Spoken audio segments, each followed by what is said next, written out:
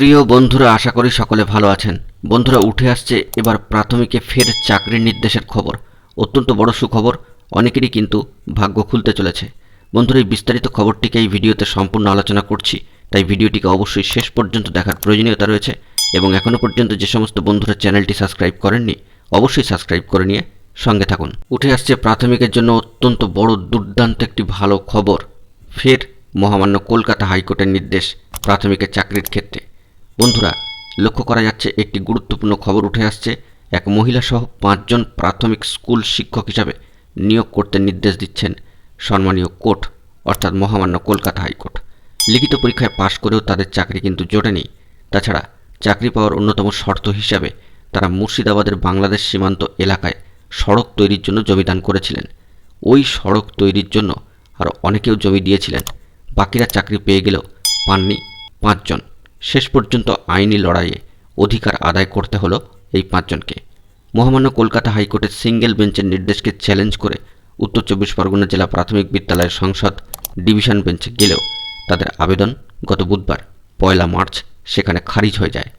লিখিত পরীক্ষার ফলের ভিত্তিতে মুর্শিদাবাদের ওই 5 জনের যে র্যাঙ্ক ছিল, তাতে উত্তর 24 পরগনা জেলায় তাদের প্রাথমিক স্কুল শিক্ষকের চাকরি পাওয়ার কথা। তবে ওই 5 জনের মধ্যে 2 জন চাকরি প্রার্থীর বয়স 50 বছর পেরিয়ে গিয়েছে। প্রাথমিক স্কুলের শিক্ষকের চাকরির সর্বোচ্চ সময়সীমা হল 45 বছর, তার সংরক্ষিত তালিকায় হলে তবেই। তাই মহামান্য আদালতের নির্দেশ দিলেও নিয়োগপত্র হাতে না পাওয়া পর্যন্ত নিশ্চিন্ত হতে পারছেন না ওই 5 জন প্রার্থী। দীর্ঘদিন ধরে ঘোরাফেরা করার পর চাকরি না পেয়ে ওই 5 জন শেষমেশ মহামান্য কলকাতা হাইকোর্টের দ্বারস্থ হন।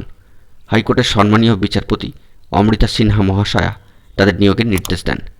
আগের নিয়োগ তালিকা সংশোধন করে নতুন করে প্রয়োজনে শূন্যপদ তৈরি করে তাদের নিয়োগ করতে হবে বলে নির্দেশ দিয়েছিলেন সম্মানীয় বিচারপতি। রায়ের 1 সপ্তাহের মধ্যে তাদের নিয়োগ করতে হবে বলা হয়েছিল, কিন্তু সেই নির্দেশকে চ্যালেঞ্জ করে ডিভিশন বেঞ্চে যায় উত্তর 24 পরগনা জেলা প্রাথমিক স্কুল কাউন্সিল। সম্মানীয় বিচারপতি সুব্রত তালুকদার মহাশয় এবং সম্মানীয় বিচারপতি সুপ্রতিম ভট্টাচার্যের ডিভিশন বেঞ্চ সব নথি খতিয়ে দেখে চাকরি প্রার্থীদের আবেদনের যৌক্তিকতায় নিশ্চিন্ত হয়েছেন। চাকরি প্রার্থীদের আইনজীবী সম্মানীয় অরিন্দম দাস মহাশয় জানিয়েছেন, মুর্শিদাবাদের অতিরিক্ত জেলা শাসক ভূমি ও ভূমি রাজস্ব ওই 5টি পরিবারের জমিদান সম্পর্কিত যে রিপোর্ট দেন তা দেখে সন্তুষ্ট হয় মহামান্য আদালত।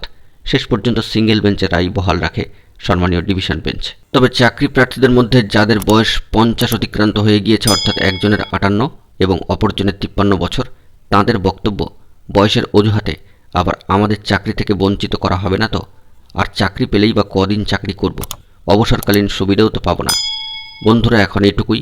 সকলে ভালো থাকবেন এবং এই ধরনের অথেন্টিক নিউজ আপডেটগুলি পাওয়ার জন্য অবশ্যই এখনই চ্যানেলটিকে সাবস্ক্রাইব করে নিয়ে পাশে থাকবেন। ধন্যবাদ।